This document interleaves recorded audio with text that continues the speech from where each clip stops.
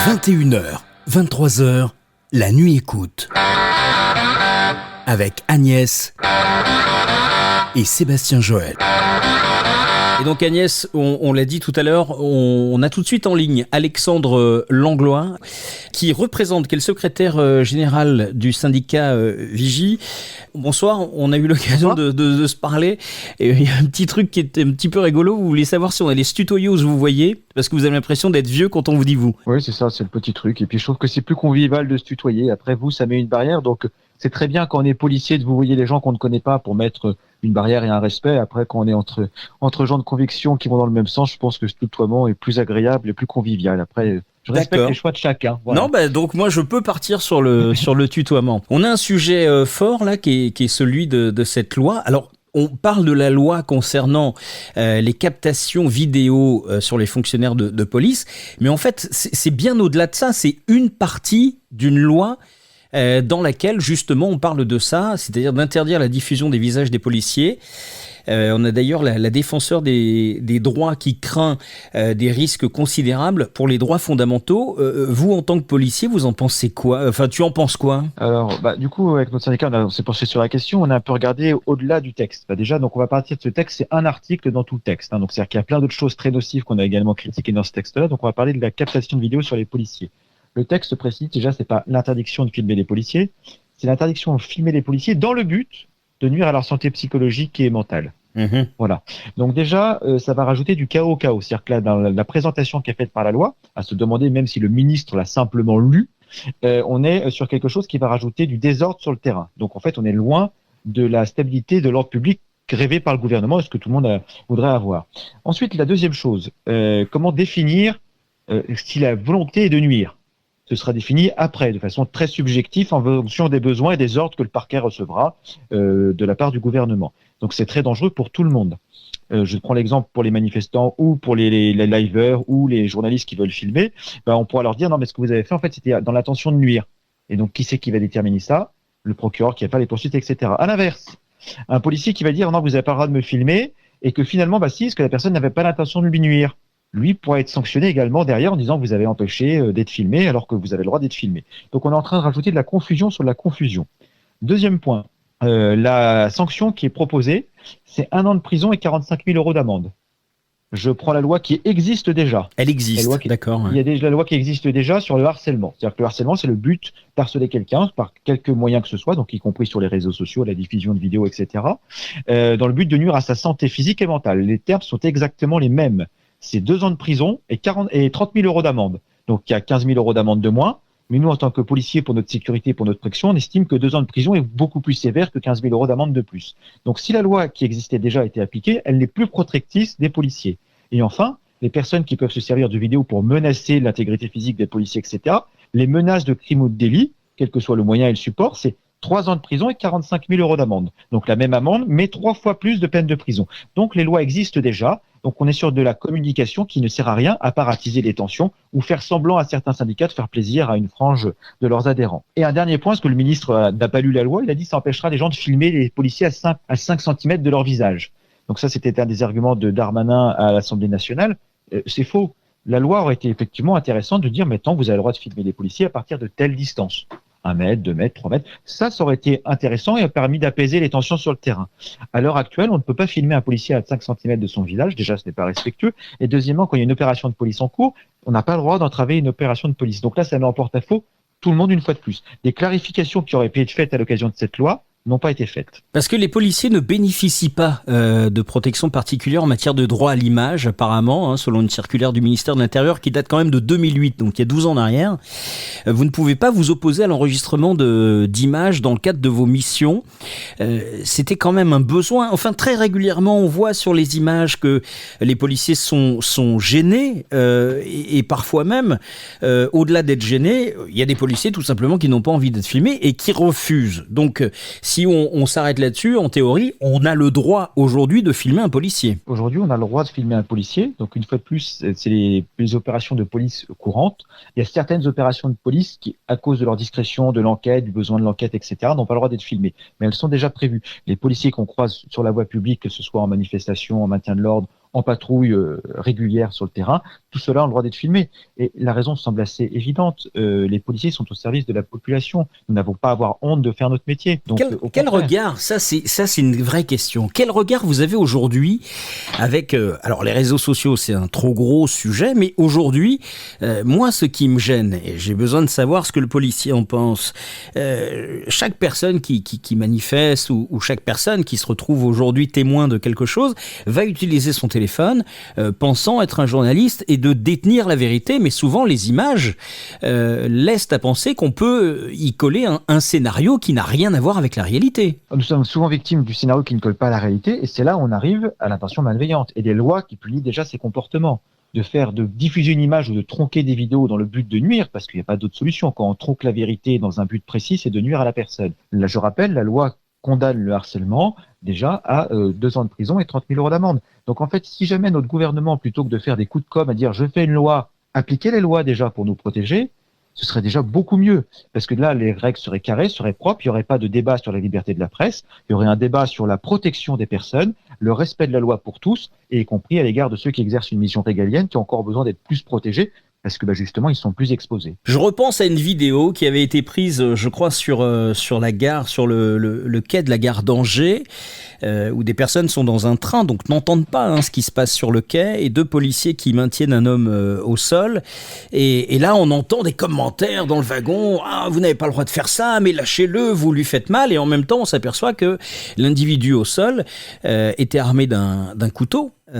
Et donc j'imagine effectivement que cet homme devait être arrêté. Il y a encore cette polémique sur la façon d'interpeller, en tout cas de maîtriser un individu. Dans ce cadre-là, moi, à partir du moment où l'individu avait été sur cette vidéo, alors je ne sais pas si vous l'avez vu, si tu l'as vu cette vidéo. J'ai vu la vidéo, j'ai vu les suites, j'ai vu des collègues qui étaient proches du dossier qui m'ont donné toutes les suites par rapport à comment ça s'était passé, voilà. Moi, ce que j'essaye de faire comprendre aux gens qui nous écoutent, c'est que on ne peut pas détourner. Si on ne sait pas, il ne faut pas faire. À partir du moment où cet homme était maîtrisé au sol, la seule question que je me suis posée, c'est comment on peut lui laisser aussi longtemps un pied au niveau du cou alors qu'il est déjà au sol. Pourquoi on l'a pas menotté immédiatement et remis en position verticale? C'est une question technique, mais c'est aussi une question très humaine. Il y a 2 choses dans la question. La première, c'est déjà effectivement la vidéo a été faite pour nuire à l'image des policiers. Parce qu'on entend les commentaires des gens qui disent il n'a pas le droit de faire ça, il n'a pas le droit de faire ci, et histoire on jette en pâture sans avoir tous les éléments de quelque chose. Quand on ne veut pas jeter en pâture et qu'on fait un travail d'information, effectivement, on se renseigne d'abord sur les tenants et les aboutissants et après, on donne le contexte général. Sinon, c'est vraiment pour nuire à l'institution. Deuxième chose, après, la formation des policiers n'est pas au top. C'est ce qu'on a toujours dénoncé. Et même la formation initiale, comme on a pu encore le revoir récemment à l'école de Nîmes, où les gens qui rentrent dans la police n'ont pas forcément toute leur place dans la police. Et après, on a des comportements inadmissibles sur le terrain.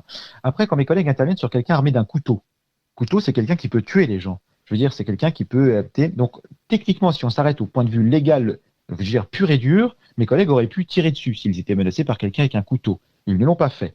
Après, malheureusement, la formation continue n'est pas au top. C'est-à-dire qu'en fait, mes collègues n'ont pas de recyclage, n'ont pas de rappel régulier de comment on fait faire des gestes en intervention pour maîtriser quelqu'un qui a un couteau, qui est armé, est dangereux. Donc, on fait des fois avec les moyens du bord. Et alors, effectivement, des fois, ça arrive avec des choses, on se pose la question, pourquoi ça a été aussi long? Pourquoi ça a été ça?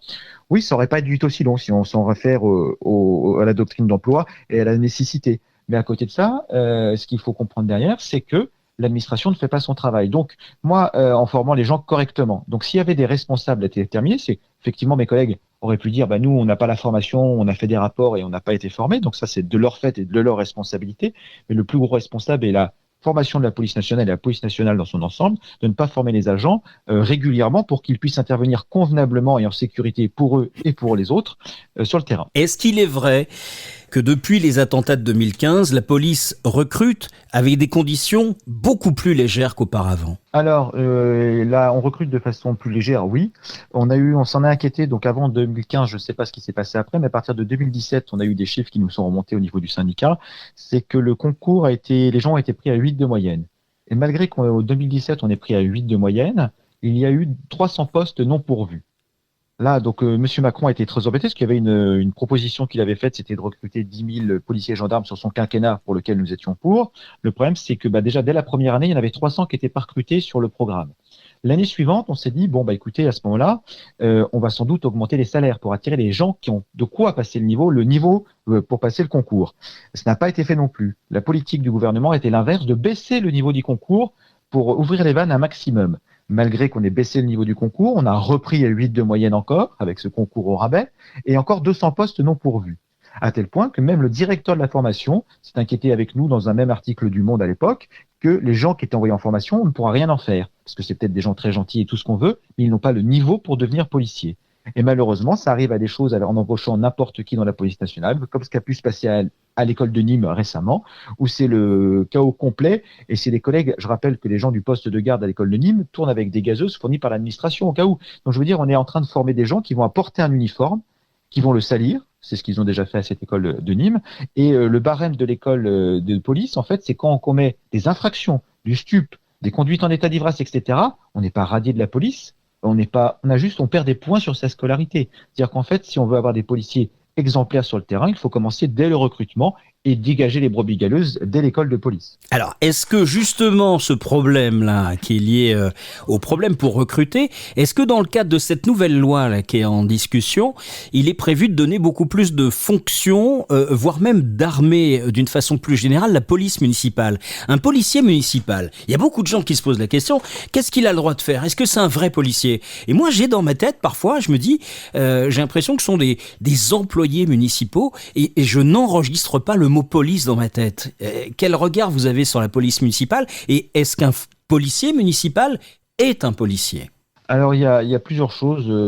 Dans un monde idéal, il ne devrait pas y avoir besoin de police municipale. L'État devrait pouvoir assurer la sécurité de tous et partout avec un nombre suffisant de fonctionnaires de police d'État et de gendarmes sur tout le territoire.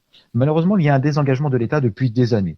Et ce qui se retrouve, c'est que certains maires ont pris des polices municipales qui ont eu leur pouvoir renforcé au fur et à mesure que l'État se désengageait au niveau des pouvoirs régaliens de l'État. Aujourd'hui, c'est des fonctionnaires, qui ont passé un concours et qui ont toute la qualité de policiers. Nous, ce qu'on milite, c'est pour qu'ils soient intégrés à la police nationale et qu'on fasse disparaître les polices municipales. Maintenant, ça, c'est dans un monde parfait. Dans un monde mettant pratique, à l'heure actuelle, il y a eu tellement de défauts de recrutement et qui continuent, comme on a pu le voir à l'heure actuelle, parce qu'on ne recrute pas les bonnes personnes et même pas en nombre suffisant. Effectivement, il faut décharger la police nationale à l'heure actuelle, mais ça aurait dû être de façon temporaire et transitoire, le temps de rééquilibrer la situation pour un avenir beaucoup plus conforme aux valeurs de la République. Et justement, j'ai vu un matin avec BFM TV et Bourdin, la maire de Paris, qui justement a réagi sur la possibilité d'armer la police municipale. Apparemment, elle s'y oppose. Et là, justement, tu parlais de sociétés privées. Ça veut dire qu'on va pouvoir donner des fonctions supplémentaires, des droits supplémentaires à des agents de sécurité? Alors, je rebondis déjà sur la première chose, sur la maire de Paris, qui est incohérente dans son discours. Je dis ça juste parce que nous, on l'a en travers de la gorge. À l'époque, il y avait des agents de surveillance de Paris, qui étaient des agents qui faisaient office de police municipale à Paris, parce que Paris n'avait pas le droit d'avoir une police municipale, et qui travaillaient avec la préfecture de police. Donc, ils étaient payés par Paris et faisaient un travail équivalent d'une police municipale. La maire de Paris a choisi de les supprimer, pour 2 ans après remettre une police municipale en ayant mis sur le carreau tous ses fonctionnaires. Donc, je veux dire, elle est dans un discours démagogique, un discours tout ce qu'on veut, mais surtout pas rationnel et cohérent. Ensuite, sur l'armement des polices municipales.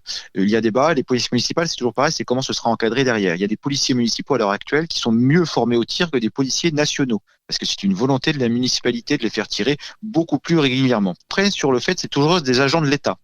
Par contre, la problématique qui arrive, c'est sur les agents de sécurité privée, qui n'ont pas un engagement d'État au service de la population, mais qui sont en engagement qui doivent rapporter de l'argent à leur société. Après, ils peuvent faire différentes missions, mais ces gens-là peuvent déjà être armés. Donc, c'est pas dans la loi, c'est déjà fait. Ils peuvent être armés sur certaines missions.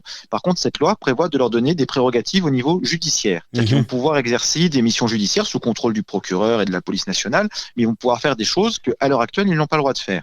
La vraie question, c'est également aussi à un instant T, c'était une mesure provisoire, pourquoi pas? Le problème, c'est que ça va être, le but, c'est de faire ça durer dans le temps. Et la dernière fois que nous avons été au ministère, la volonté clairement du ministre est affichée, donc c'était à l'époque de Monsieur Collomb, c'était de nous dire on va vendre le maximum d'émissions qu'on peut de l'État aux sociétés de sécurité privées. Donc il y a cette volonté de désengagement de l'État, et après on aura une sécurité à la fois à la carte en fonction des communes, et encore pire que ça, avec des agents de sécurité privée qui n'auront pas une loyauté envers l'intérêt général, mais envers une société. Le but d'une société, ce n'est pas l'intérêt général, c'est de faire de l'argent. Et donc il y a certains domaines où malheureusement faire de l'argent pose problème plus que l'intérêt général. Ouais, effectivement. Pour conclure, Alexandre, combien y a-t-il de syndicats de police en France ? Nous sommes aux dernières élections, je crois qu'il y avait 14 organisations qui se sont présentées. Et D'accord. après, dans chaque organisation, ce qu'il faut savoir, il y a plusieurs syndicats de police dans certaines organisations. Je dois donner un exemple parce que tout le monde le connaît le plus. C'était par exemple la CFE-GGC qui avait présenté une seule organisation au niveau du ministère, mais en son sein, il y a à la fois Alliance, Synergie, un syndicat de commissaires, un syndicat administratif. C'est-à-dire qu'en fait, dans chaque confédération, ils peuvent diviser encore en plus de syndicats, en fonction des corps et des carrières. Voilà. Et Vigie, donc quelle est la politique de Vigie? Qui retrouve-t-on au sein de ce syndicat? Et nous, le but, c'est de rassembler toutes les personnes de la police nationale qui travaillent pour la police nationale, qu'ils soient support administratif ou technique, et après qu'ils soient actifs jusque de gardien de la paix à commissaire, parce qu'on pense que la police nationale est un travail d'équipe, que chacun doit avoir sa place, payer est en fonction de ses responsabilités, mais que s'il manque une seule pièce du puzzle, ça ne marche plus, et s'opposer les uns aux autres est contre-productif.